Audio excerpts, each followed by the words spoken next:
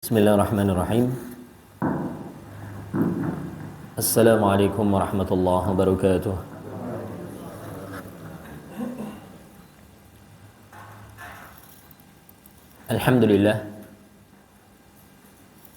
Alhamdulillahilladzi arsala rasulahu bil huda wa dinil haqq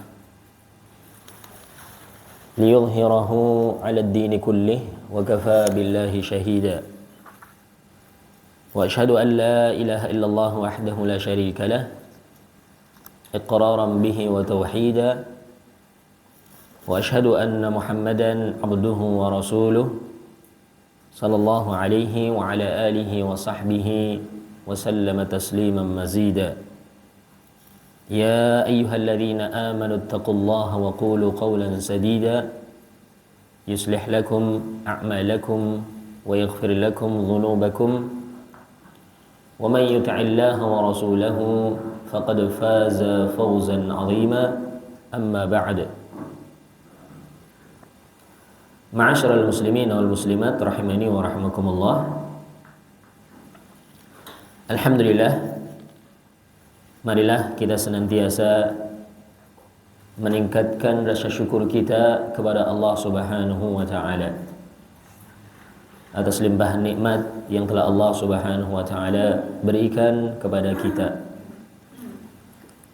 sehingga kita masih diberikan kesempatan untuk hadir di salah satu taman dari taman-taman surga, yakni majelis-majelis ilmu, yang tentunya ketika kita telah berusaha untuk hadir di taman-taman surga yang ada di dunia ini, maka harapan yang besar kita pun akan masuk dan memasuki taman-taman surga yang hakiki di akhirat kelak. Rasulullah sallallahu alaihi wasallam bersabda, "Idza marartum biriyadil jannah farta'u." Apabila kalian melewati salah satu taman dari taman-taman surga, maka singgahlah. Ketika Rasulullah sallallahu alaihi wasallam menyampaikan hadis yang mulia ini, para sahabat bertanya, "Wa ma riyadul jannati ya Rasulullah?" Apa yang dimaksud dengan taman-taman surga wahai Rasulullah? Maka Rasulullah sallallahu alaihi wasallam bersabda, "Hilaqudz dzikr." Yang dimaksud dengan taman-taman surga itu adalah halaqah dzikr, yakni majlis-majlis yang di situ diingatkan tentang Allah, tentang hak-haknya Allah, jadi majlis-majlis ilmu. Inilah yang disebut dengan taman-taman surga, yakni majlis-majlis ilmu. Ini hadis riwayat Imam At-Tirmidzi dari sahabat yang mulia Anas bin Malik radhiyallahu taala anhu. Ma'asyiral muslimin wal muslimat rahimani wa rahimakumullah, kita lanjutkan kembali kajian kita dari membaca kitab Al-Arba'una Hadithan fi Fadli La Ilaha Illallah karya Syekh Muhammad Marzuq Ad-Da'jani hafizahullah ta'ala. Sekarang kita masuk di hadis yang kedua dari kitab tersebut, yakni pembahasan kita tentang ad-da'watu ila la ilaha illallah wa annaha sabilul falah. Hadis yang kedua dari kitab ini adalah hadis yang membahas tentang menyeru kepada la ilaha illallah, berdakwah kepada kalimatut tauhid la ilaha illallah, dan bahwasannya kalimatut tauhid itu adalah merupakan jalan keselamatan. Al-haditsu tsani jaa min tariqi Ash'ath ibn Salim. Qala haddatsani shaykhun min Bani Malik ibn Kinanah qala ra'aitu Rasulullah sallallahu alaihi wasallam bi suqin dzil majaz yatakhallaluha yaqul qulu la ilaha illallah tuflihu. Rawahu al-Imam Ahmad wa qala al-Haythami rijaluhu rijalus sahih. Hadis yang kedua, hadis yang datang dari jalan Ash'ath ibn Salim. Ash'ath ibn Salim ini adalah salah seorang ulama dari kalangan tabi'in, ini muridnya sahabat. Beliau mengatakan, haddatsani syekhun min Bani Malik ibn Kinanah. Ada seorang syekh, ada seorang sesepuh dari kalangan Bani Malik ibn Kinanah. Cuman di sini nggak disebutkan syekh ini namanya siapa. Tapi diyakini ini adalah sahabat, salah seorang dari sahabat Nabi. Yang namanya sahabat itu pasti terpercaya. Sehingga meskipun kita nggak tahu namanya, tetap ini hadisnya adalah hadis yang sahih. Ya, jadi tabi'in ini mengambil dari salah seorang sahabat, dan sahabat ini sahabat yang senior. Cuman nggak disebutkan namanya. Beliau menyatakan haddatsani syekh min Bani Malik ibn Kinanah. Telah menceritakan kepadaku salah seorang syekh dari kalangan Bani Malik ibn Kinanah yang mengatakan, ra'aitu Rasulullah sallallahu alaihi wasallam bisuqin dzil majaz. Aku pernah melihat Rasulullah sallallahu alaihi wasallam di pasar dzil majaz. Pasar dzil majaz itu adalah suqun min aswaqil jahiliyah. Ini salah satu pasar dari pasar-pasar yang sudah ada sejak zaman jahiliyah dahulu. Pasar tua ya. Pasar tradisional. Wa kana dzalika fi Arafah. Dan pasar Dzil Majaz ini dulunya itu berada di Arafah. Jadi sebelum adanya wukuf ya, Arafah memang sudah ramai. Jadi bukan cuma ramai dengan jamaah haji yang wukuf saja, tapi bahkan Arafah itu sudah ramai sejak zaman jahiliyah dahulu. Jadi sejak Rasul belum diutus. Di situ ada pasar namanya pasar Dzil Majaz. Wa yabda'u min awwali ayyami Dzil Hijjah wa yantahi fil yaumi tsamin yaumi tarwiyah. Pasar Dzil Majaz ini pasar tahunan. Bukan pasar harian tapi pasar tahunan. Ini cuman digelar itu sejak awal Dzul Hijjah sampai berakhir di hari yang ke-8, yakni sehari sebelum rangkaian manasik haji dimulai, yakni hari tarwiyah. Setelah itu pasarnya bubar. Jadi kan namanya pasar tahunan ya. Ini namanya pasar Dzil Majaz. Dulu aku pernah melihat Rasulullah SAW di pasar Dzil Majaz. Beliau keluar masuk pasar tersebut bukan untuk berbelanja, bukan untuk berjual beli, tapi untuk berdakwah. Di mana Rasul bersabda kepada seluruh penghuni pasar, qulu la ilaha illallah tuflihu. Ucapkanlah la ilaha illallah, niscaya kalian akan mendapatkan keberuntungan. Ini ucapan Rasul sallallahu alaihi wasallam berulang-ulang keluar masuk pasar mengingatkan orang yang ditemui dengan mengatakan qulu la ilaha illallah tuflihu.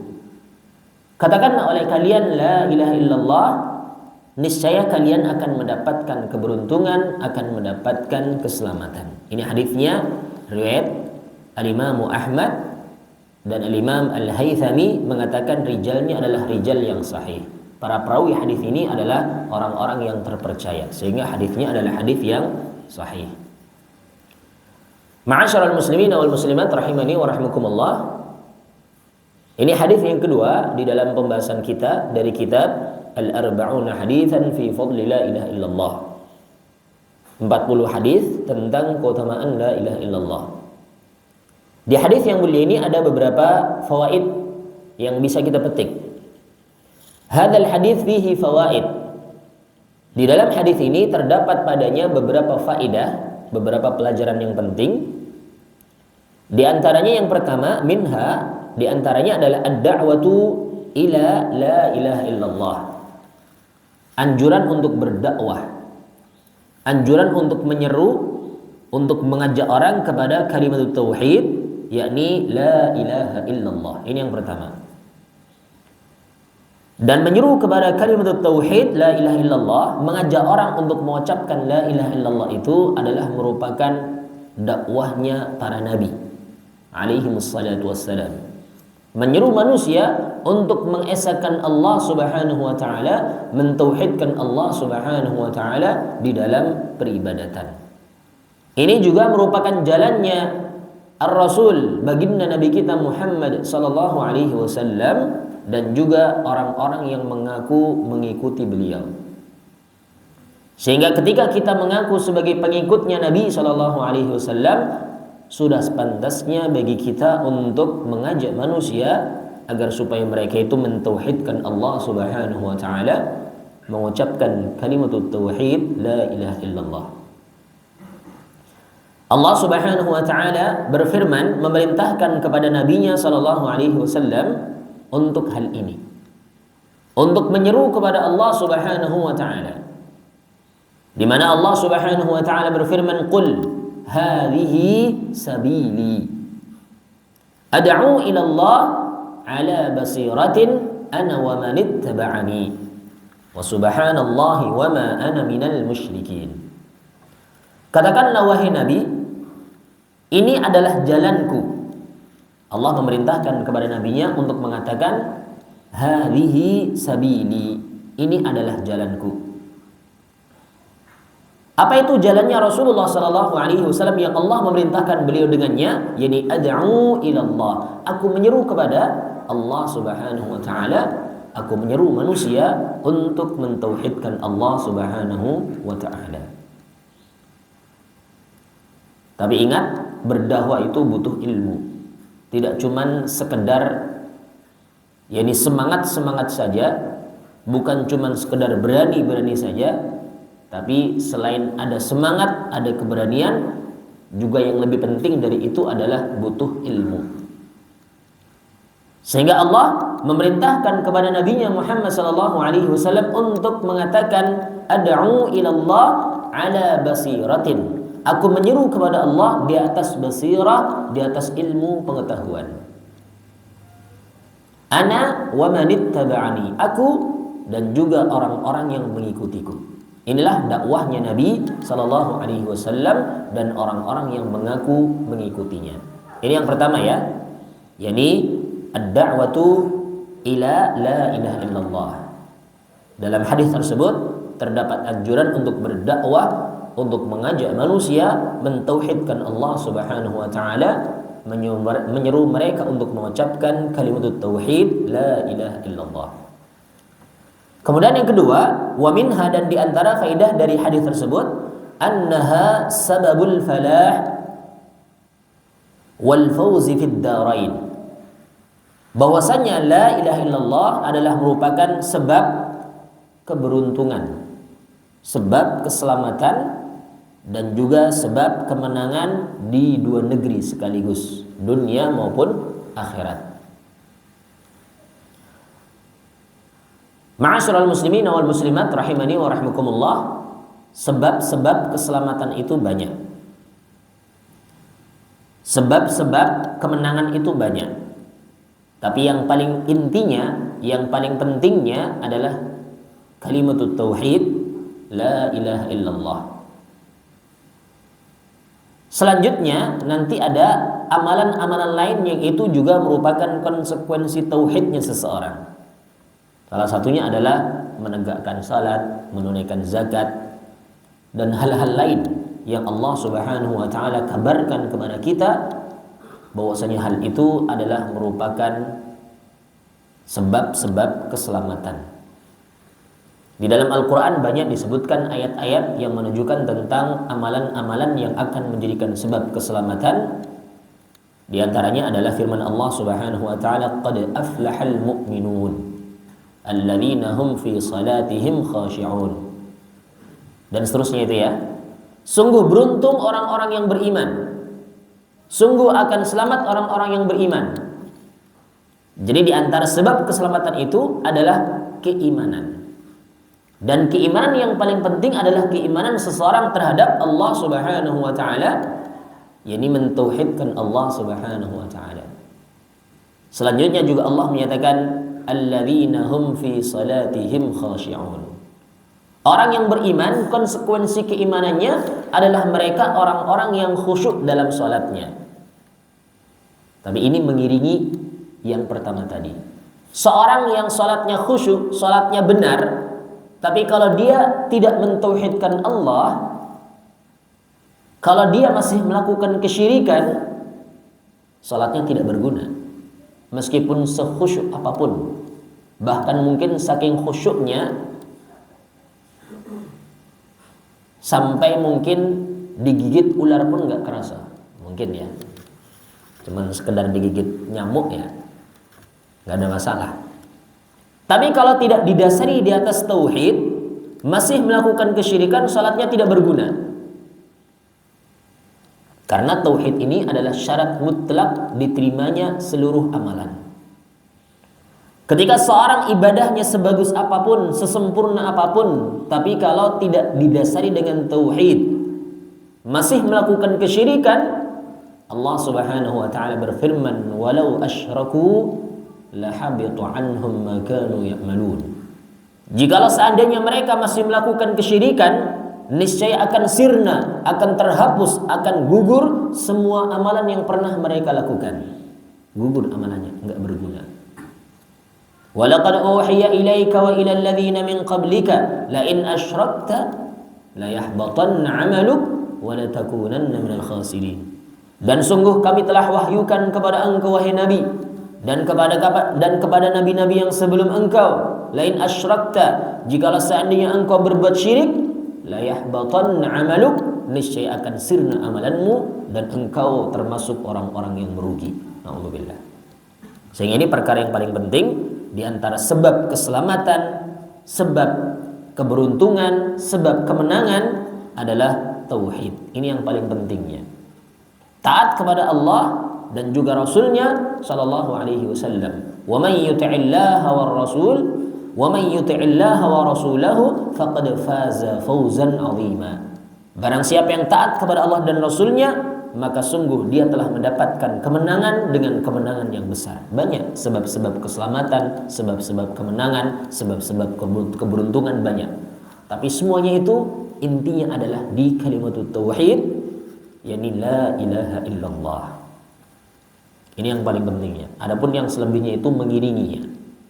Yang selebihnya itu sebagai bentuk konsekuensi dari kalimat tauhidnya itu. Ini yang kedua ya.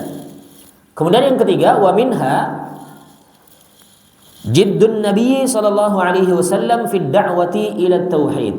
Di dalam hadis ini juga terdapat faedah, terdapat pelajaran tentang kesungguhan Nabi sallallahu alaihi wasallam untuk berdakwah kepada tauhid, untuk mengajak manusia mentauhidkan Allah Subhanahu wa taala, mengesahkan Allah Subhanahu wa taala di dalam peribadatan. Dan hal itu tidak perlu diragukan lagi. Mungkin kita nggak pernah mendengar ada orang di hari ini yang dia mau berdakwah di pasar, keluar masuk pasar, sekedar menyeru orang untuk mentauhidkan Allah. Tidak akan kita dapatkan di hari ini. Karena memang beliau memiliki sifat yang mulia. Beliau sangat bersungguh-sungguh, sangat berantusias untuk menyampaikan kebaikan kepada umatnya. Sampai-sampai Allah Subhanahu wa taala memuji beliau di akhir surat At-Taubah, yakni surat At-Taubah ayat yang ke-128. Allah Subhanahu wa taala menguji baginda Nabi kita Muhammad sallallahu alaihi wasallam karena sifat-sifat mulia beliau.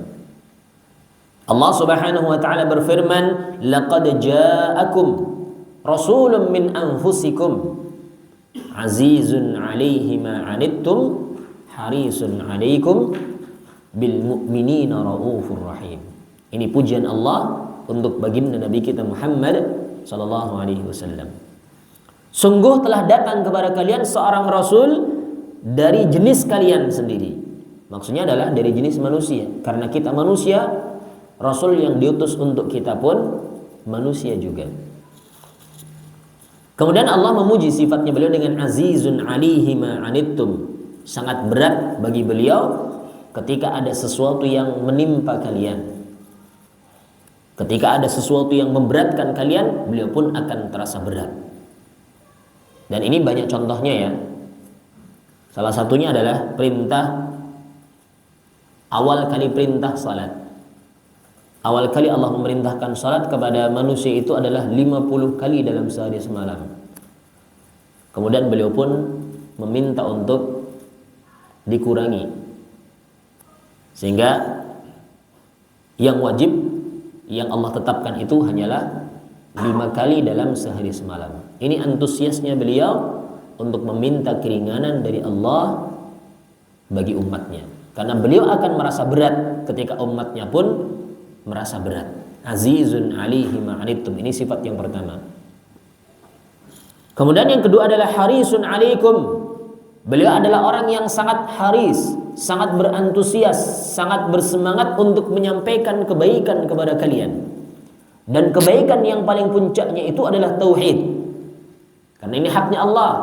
Sehingga beliau pun sangat bersemangat untuk menyuruh manusia kepada tauhidullah, untuk mengesahkan Allah Subhanahu wa taala, bahkan beliau lakukan di pasar-pasar.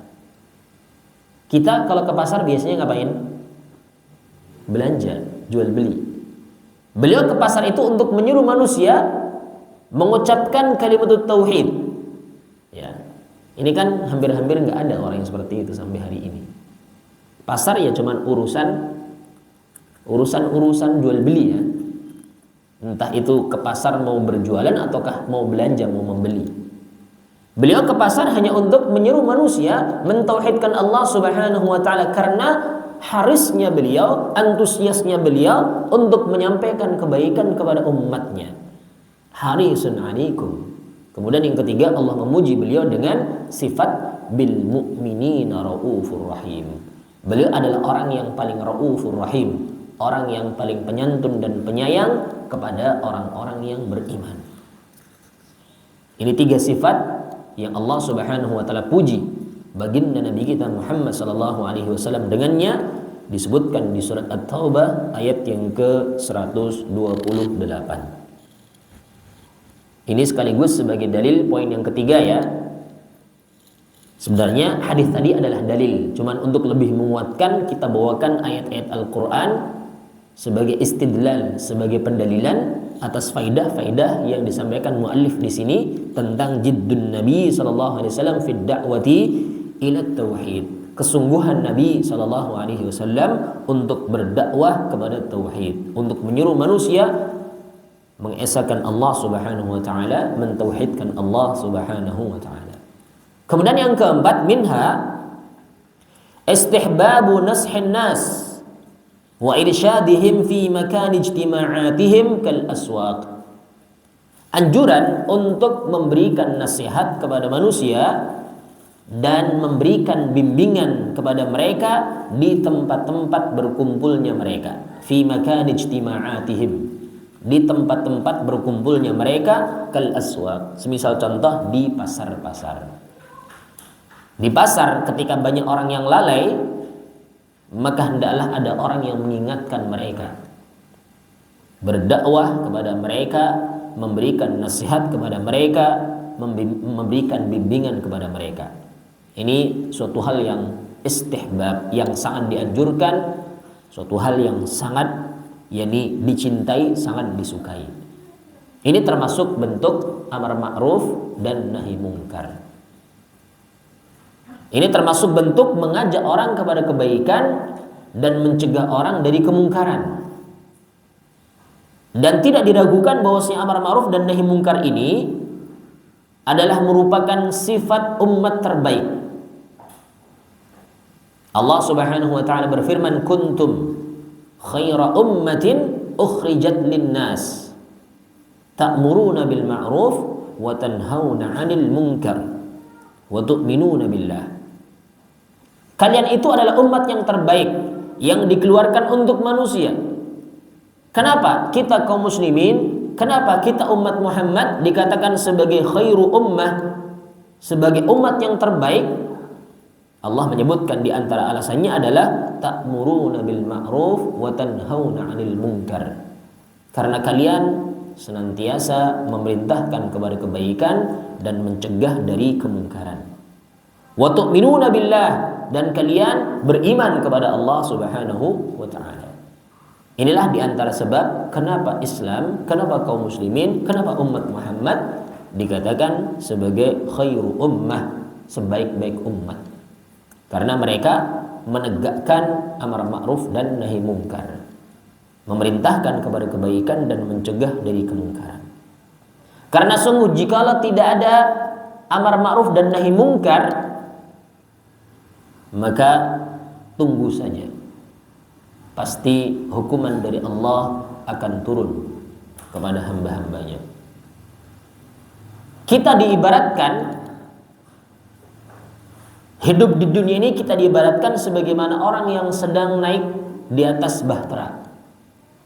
Diibaratkan seperti orang yang naik kapal. Barangkali kita pernah menyampaikan hadis ini ya. Ini hadis riwayat Imam Al-Bukhari di dalam sahihnya, demikian pula Imam At-Tirmidzi dari hadis Nu'man bin Bashir radhiyallahu taala anhu. Rasul mengibaratkan mathalul qa'imi ala hududillah wal waqi'i fiha kamathali qamin istahamu ala safinah. Permisalan orang yang menegakkan hukum-hukum Allah dan orang yang terjerumus ke dalamnya itu sebagaimana permisalan suatu kaum yang mereka sedang melakukan perundian, sedang berundi ketika mereka berada di atas kapal. Fa asaba ba'duhum a'laha wa ba'duhum asfalaha. Sebagian mereka mendapatkan bagian di atas kapal, sebagian mereka dapat bagian di bagian bawah kapal. Fakana alladhi fi asfaliha idza istaqa min al-ma' marru 'ala man fawqahum. Maka orang yang berada di bagian bawah kapal ketika mereka ingin ambil air, mereka harus melewati orang-orang yang di atas mereka. Pernah naik kapal pelni ya? Kapal-kapal besar, pelni atau ferry ya. Ini kan bertingkat ya. Ada yang sampai dak 10 dan seterusnya itu ya, banyak. Ada yang bagian bawah, ada yang bagian atas. Yang bagian atas mau ngambil air tinggal ambil saja pakai gayung, pakai ember, pakai tali ya untuk ambil airnya. Yang di bawah kan repot, harus naik ke atas, turun lagi naik ke atas, harus melewati ganggu orang yang di atasnya. Faqalu, maka mereka orang-orang yang di bagian bawah mengatakan, "Lau anna haraqna fi nasibina haraqan wa lam nu'dhi min fawqina." Kalau seandainya kita lubangi saja kapal kita ini supaya kita dapat bagian air tanpa mengganggu orang yang di atas kita, ya, maka itu tentunya akan lebih baik. Ini menurut mereka. Fa iyatrukuhum wa ma aradu halaku jami'an. Kalau tadi orang-orang yang berada di bagian bawah ketika mau melubangi kapalnya dibiarkan saja, ini kan kemungkaran ya. Ini kemungkaran. Kalau dibiarkan saja, halaku jami'a, semuanya akan binasa, akan tenggelam. Demikian pula hidup di dunia ini. Ketika ada orang-orang yang berbuat kemungkaran, ketika ada orang-orang yang berbuat kemaksiatan, melakukan perbuatan-perbuatan dosa dan tidak ada seorang pun yang mengingatkannya, maka ketika azab Allah telah turun kepada mereka, mereka semua akan binasa tanpa terkecuali. Sehingga ini perkara yang sangat penting, senantiasa memberikan nasihat kepada manusia, beramar ma'ruf dan nahi mungkar, memerintahkan kepada kebaikan dan mencegah dari kemungkaran sebagai bentuk menahan azab Allah Subhanahu wa taala, yakni menahan kemurkaan Allah Subhanahu wa taala turun kepada hamba-hambanya. Demikian pula nasihat ini juga dibutuhkan oleh setiap orang tanpa terkecuali. Rasulullah sallallahu alaihi wasallam bahkan menyatakan ad-dinun nasihah. Agama itu adalah nasihat. Seluruhnya nasihat. Untuk siapapun nasihat itu. Ketika para sahabat bertanya, ketika Rasul menyampaikan hadis, para sahabat bertanya, "Liman ya Rasulullah?" Untuk siapa wahai Rasulullah nasihat itu? Rasul menyatakan, "Lillahi wa li kitabihi wa li rasulihi wa li a'immatil muslimin wa 'ammatihim." Yang pertama adalah untuk Allah. Nasihat untuk Allah itu maksudnya adalah, sedikit perlu kita jelaskan dulu makna nasihat ya. Nasihat itu para ulama mendefinisikan badlul khair ilal ghair, mencurahkan kebaikan untuk selainnya. Ini definisi nasihat ya. Badlul khair ilal ghair, mencurahkan kebaikan untuk selainnya, untuk orang lain maksudnya. Sehingga nasihat itu ada kalanya bentuknya saran. Ini mungkin yang kita pahami ya. Tolong berikan kepada saya nasihat. Maksudnya berikan saran-saran kebaikan. Tapi bukan cuma ini saja. Memang ini salah satunya, tapi bukan ini saja. Seseorang itu melakukan kebaikan berarti dia telah memberikan nasihat. Sehingga nasihat kepada Allah bukan berarti kita kasih saran untuk Allah. Bagaimana kita kasih saran untuk Allah? Kan bukan ya. Kita berbuat kebaikan dengan cara melaksanakan perintahnya Allah, menjauhi larangannya, maka ini adalah nasihat untuk Allah. Kita melaksanakan kandungan Al-Quran, melaksanakan perintahnya, menjauhi larangan-larangan Al-Quran, berarti nasihat untuk kitabullah. Kita melaksanakan perintahnya Rasul, menjauhi larangannya Ar-Rasul, berarti nasihat untuk Ar-Rasul sallallahu alaihi wasallam. Lillahi wa li kitabihi wa li rasulihi. Nasihat itu yang pertama untuk Allah, untuk kitab-kitabnya, untuk Rasulnya, wali a'immatil muslimin, untuk para imam, para pemimpin kaum muslimin, dan yang kelima adalah wa'ammatihim, dan juga manusia secara umum seluruhnya.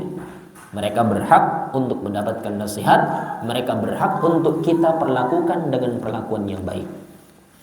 Baik itu dengan memberikan saran ketika mereka terjerumus dalam perbuatan dosa, ingatkan, itu enggak boleh, itu haram, itu dilarang. Ini nasihat. Ya, nasihat untuk manusia secara umum itu seperti ini. Diberikan saran, disampaikan kebaikan, amar ma'ruf, ajak kepada kebaikan, nahi mungkar, mencegah dari kemungkaran. Perhatikan, baginda Nabi kita Muhammad SAW adalah orang yang paling bersungguh-sungguh memberikan nasihat kepada manusia, membimbing mereka. Bahkan beliau datang di tempat-tempat berkumpulnya mereka, semisal di pasar-pasar. Datang hanya ingin untuk menyampaikan nasihat, ini menyampaikan kebaikan kepada mereka, membimbing mereka kepada jalan yang benar. Ini selesai faidah-faidah dari hadis yang kedua dari kitab Al-Arba'un Haditsan fi Fadli La Ilaha Illallah. Kita lanjutkan di hadis yang ketiga dari kitab tersebut. Ini pembahasan kita tentang fi anna la ilaha illallah sababu hidayatil qulub. Bahwasanya la ilaha illallah adalah merupakan sebab petunjuk bagi hati. Merupakan sebab hidayah petunjuk bagi hati. Al-haditsu tsalits, hadis yang ketiga, an Atha ibn Yasar qala laqina Abdullah ibn Amr ibn al-As radhiyallahu ta'ala anhuma. Qultu akhbirni an sifati Rasulillah sallallahu alaihi wasallam fi at-Taurah. Qala ajal. Wallahi innahu lamawsufun fi at-Taurah bi ba'di sifatihi fil Qur'an. Kita terjemahkan dulu ya. Dari Atha ibn Yasar, beliau ini adalah salah seorang ulama ahlul hadis dari kalangan tabi'in. Atha bin Yasar adalah salah seorang ulama ahlul hadis dari kalangan tabi'in, muridnya sahabat, generasi terbaik kedua dari umat Islam ini. Setelah para sahabat, para tabi'in, atba'ut tabi'in. Atha ini tabi'in, muridnya sahabat. Beliau mengatakan, kami pernah berjumpa dengan Abdullah, laqina Abdullah ibn Amr ibn al-As radhiyallahu anhuma. Kami pernah berjumpa dengan Abdullah ibn Amr ibn al-As radhiyallahu anhu. Ini sahabat Nabi. Sahabat Nabi yang terkenal dengan kezuhudannya. Sahabat Nabi yang paling terkenal dengan ibadahnya, dengan akhlak mulianya. Bahkan terkadang ketika ditawarkan untuk melakukan suatu amalan, beliau memilih amalan yang paling sempurna. Ya, ini Abdullah ibn Amr ibn al-As radhiyallahu anhu. Kemudian ini kata Atha ibn Yasar mengatakan, akhbirni an sifati Rasulillah sallallahu alaihi wasallam fit Taurah. Kabarkan kepadaku tentang sifat Rasulullah sallallahu alaihi wasallam yang disebutkan dalam kitab Taurat. Abdullah ibn Amr ini dulunya seorang tokoh Yahudi. Dulunya ini seorang ahli Taurat, penghafal kitab Taurat. Ya. Sehingga beliau tahu isi kitab Taurat sepenuhnya. Sehingga Atha meminta kepada Abdullah ibn Amr ibn al-As ini untuk menghabarkan tentang sifat Rasulullah SAW yang disebutkan dalam kitab Tauratnya orang-orang Yahudi. Taurat yang diturunkan kepada Nabiullah Musa alaihi salatu wassalam. Maka Abdullah ibn Amr ini mengatakan, ajal, tentu saja. Aku akan kabarkan kepadamu tentang sifat-sifat Rasulullah SAW yang disebutkan dalam kitab Taurat. Wallahi, sungguh demi Allah, innahu lamawsufun fit Taurah bi ba'di sifatihi fil Quran. Sungguh demi Allah, sesungguhnya beliau ini benar-benar disifatkan dalam kitab Taurat sebagaimana apa yang disebutkan sebagainya di dalam Al-Quran tentang sifat-sifatnya beliau. Sebagaimana sebagian yang disebutkan tentang sifat beliau yang ada di dalam Al-Quran. Di antara ayat yang ada dalam kitab Taurat itu, beliau menukilkan ayatnya. Ini ayat bukan dari Al-Quran, tapi ini dari Taurat. Ya ayyuhan nabi, inna arsalnaka syahidan wa mubasyiran wa nadhiran wa hirzan lil ummiyin. Anta abdi wa rasuli sammaituka al-mutawakkil. Laisa bifadhin wala ghalidhin wala sakhabin fil aswaq. Wala yadfa'u sayyi'ah bis sayyi'ah walakin ya'fu wa yaghfiru. Walan yaqbidahu Allah hatta yuqima bihi al-millatul auja. Bi an yaqulu la ilaha illallah. ويفتح بها أعيانا عميا وآذانا سما وقلوبا غلفا. Rahul Bukhari. Ini salah satu ayat dari kitab Tauratnya orang-orang Yahudi, kitab Taurat yang diturunkan kepada Nabiullah Musa alaihi salatu wassalam. Ini Abdullah ibn Amr masih hafal isi kitab Taurat. Ada kemiripan dengan Al-Quran, di mana Allah berfirman dalam kitab Taurat, ya ayyuhan nabi, wahai nabi, inna arsalnaka syahidan wa mubasyiran wa nadhiran wa hirzan lil ummiyin. Wahai nabi, sesungguhnya kami mengutus engkau sebagai saksi. Ini di antara hikmah diutusnya nabi. Yang pertama adalah sebagai saksi, saksi bagi umatnya. Wa mubasyiran, dan kami mengutus engkau juga yang kedua sebagai mubasyiran, sebagai penyampai kabar gembira untuk umatmu, untuk orang-orang yang beriman. Wa nadhiran, dan yang ketiga sebagai nadhir, sebagai pemberi peringatan untuk orang-orang yang kafir. Peringatan dengan azab Allah, peringatan dengan neraka. Kemudian yang keempat, wa hirzan lil ummiyin, dan kami mengutus engkau sebagai hirzan lil ummiyin, yani hirzan lil ummiyin yani hafizan, wa aslul hirz yani al mawdi'ul hasin, yani sebagai penjaga bagi orang-orang yang ummi. Jadi orang-orang yang menjadi umatnya beliau dikatakan sebagai orang-orang yang ummi. Anta abdi, engkau adalah hambaku, wa rasuli, dan engkau sekaligus sebagai utusanku, kata Allah dalam kitab Taurat, menceritakan tentang sifat Nabi kita Muhammad sallallahu alaihi wasallam. Sammaituka al-mutawakkil, kami namakan engkau dengan al-mutawakkil. Ini orang yang bertawakal, orang yang berserah diri sepenuhnya kepada Allah. Laisa bifadhin, engkau bukanlah seorang yang berhati kasar. Engkau bukanlah orang yang bersikap keras, wala ghalidhin, tidak pula berhati kasar. Wala sakhabin fil aswaq, dan engkau juga bukan orang yang suka berteriak-teriak di pasar. Jadi wala sakhab fil aswaq, yani as-sakhab huwa raf'us sawt bil khisam. Yani sakhab itu adalah meninggikan suara ketika sedang berselisih. Bentak-bentak berarti ya. Engkau bukanlah seorang yang berteriak-teriak, bukanlah seorang yang suka menghardik, bukanlah seorang yang suka berteriak-teriak ketika terjadi perselisihan, ketika di pasar. Wala yadfa'u sayyi'ah bis sayyi'ah, dan engkau juga bukan orang yang menolak kejelekan dengan kejelekan yang serupa, bukan. Walakin ya'fu wa yaghfiru, akan tetapi engkau adalah orang yang memaafkan dan mengampuni, memintakan ampunan. Walan yaqbidahu Allah hatta yuqima bihi al-millatul auja, dan Allah tidak akan mengangkatnya, Allah tidak akan mewafatkannya. Qabada yaqbidu ini adalah tawaffa, Jadi mewafatkannya, tidak akan mencabut. Mencabut nyawanya maksudnya adalah mewafatkannya. Dan Allah tidak akan mewafatkannya sampai akan tegaklah agama yang lurus. Agama yang bengkok menjadi lurus. Sampai akan luruslah agama yang bengkok. Maksudnya seperti itu ya. Bi ayyaqulu la ilaha illallah, yakni sampai mereka itu mau mengucapkan la ilaha illallah, mau mengucapkan kalimat tauhid la ilaha illallah, wa yaftahu biha a'yanan umya, yang dengan agama tersebut akan yakni terbukalah mata-mata yang buta. Sebelumnya itu buta, maksudnya buta bukan buta secara hakiki, tapi buta tidak bisa melihat mana yang hak dan mana yang batil. Tidak bisa melihat mana yang benar dan mana yang salah. Dengan adanya agama yang Rasul dakwahkan, tauhid ini, maka mata yang sebelumnya itu buta menjadi melihat. Maksudnya bisa melihat mana yang benar dan mana yang salah, mana yang hak dan mana yang batil.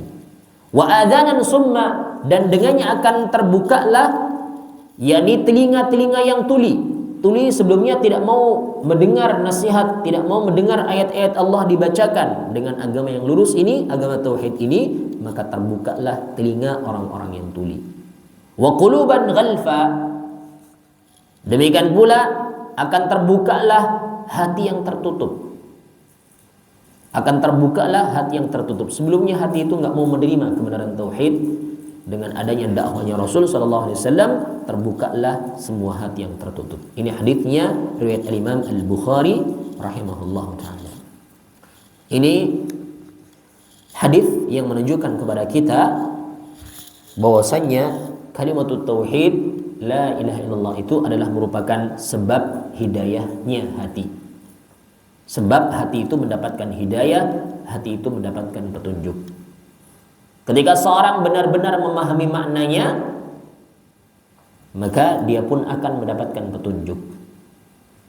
Tapi orang-orang yang tidak mau memahami maknanya, bagaimana mungkin dia itu akan mendapatkan hidayah, mendapatkan petunjuk dari Allah Subhanahu wa taala.